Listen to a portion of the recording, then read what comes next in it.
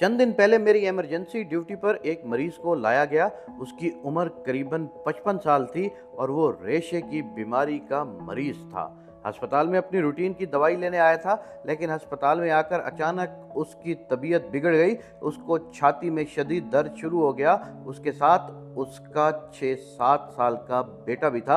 अस्पताल में किसी और मरीज के साथ आया हुआ एक नौजवान उनको इमरजेंसी में लेकर आया। फौरन मरीज की ईसीजी की गई, जिसने मायोकार्डिकल इन्फेक्शन यानी हार्ट अटैक की तस्दीक कर दी। मैंने स्टाफ को मरीज के ब्लड टेस्ट भिजवाने का कहा और मरीज को इब्तदाई ज़रूरी ट्रीटमेंट एडवाइस कर दी। मुतल्लिका कंसल्टेंट से भी केस डिस्कस कर लिया। मैंने मरीज से कहा, आप अपने घर में से किसी का कांटेक्ट नंबर दे दें ताकि आपके घर वालों को बुलाया जा सके। उनके साथ छोटा बच्चा था जो इस सूरत हाल में हरासा नजर आ रहा था। उन्होंने अपनी जेब से एक पर्ची निकाल कर दी। कहते, ये मेरी बीवी का नंबर है। मैंने स्टाफ से उस नंबर पर फ़ोन करने का कहा और ख़ुद दूसरे मरीज़ देखने लगा।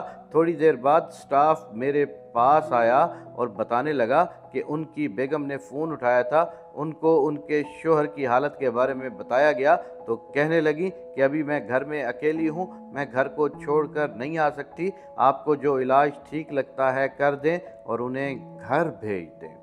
मुझे सुनकर बहुत हैरानी हुई कि शोहर की जान पर बनी हुई है और बीवी इस तरह कैसे कह सकती है। मैंने थोड़ी देर बाद खुद फ़ोन किया, उनसे नाम लेकर पूछा कि क्या आप उनकी बेगम हैं। कहने लगी, जी हाँ, मैं उनकी बीवी बात कर रही हूँ। मैंने मरीज़ की कंडीशन के बारे में बताया कि उनको हार्ट अटैक हुआ है और साथ आपने 6-7 साल के बच्चे को भिजवाया हुआ है। आप खुद तशरीफ़ ले आएँ या घर में से किसी और को भिजवा दें। कहने लगी, डॉक्टर साहब, मैं तो घर में अकेली हूँ, मैं घर को छोड़कर नहीं आ सकती और भी कोई आने वाला नहीं है। मैंने घर का एड्रेस पूछा।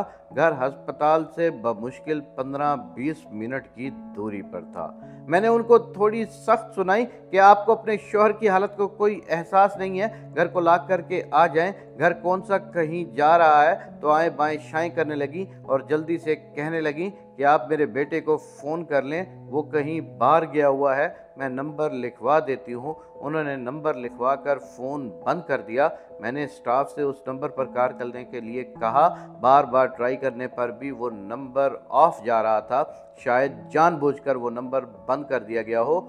खैर, मैं दिल ही दिल में उस खातून के रवैये पर अफसोस कर रहा था।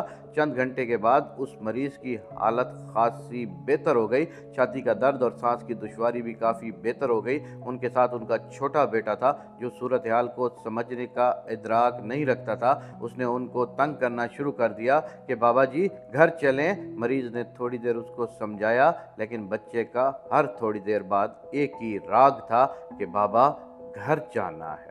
आखिर मरीज मुझे कहने लगा कि डॉक्टर साहब, मुझे छुट्टी दे दे, अभी मुझे घर जाना है। उनको मैंने और स्टाफ ने समझाया कि अभी आपकी हालत घर भेजने वाली नहीं है। वो चुप कर गए, लेकिन उस बच्चे ने उनको इतना जिद किया कि वो बाकायदा मिन्नत करने पर आ गए कि अभी आप मुझे छुट्टी दे दें, मैं कल दोबारा चेकअप करवाने आ जाऊंगा।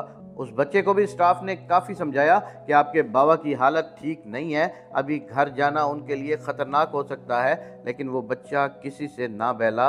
आखिर मैंने उनसे कहा, आप लिख कर दे दें कि आप अपनी मर्ज़ी से जा रहे हैं और साइन कर दें। वो कहते कि ठीक है डॉक्टर साहब। मैंने स्टेटमेंट लिखी और उन्होंने साइन कर दिए। जब वो सर झुकाकर साइन कर रहे थे तो मैंने देखा उनकी आंखों में आंसू झिलमिला रहे थे।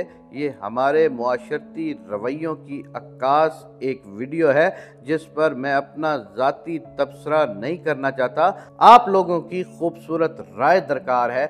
आप लोग इस बारे में क्या कहते हैं? अल्लाह आप सबका हामी और नासिर हो।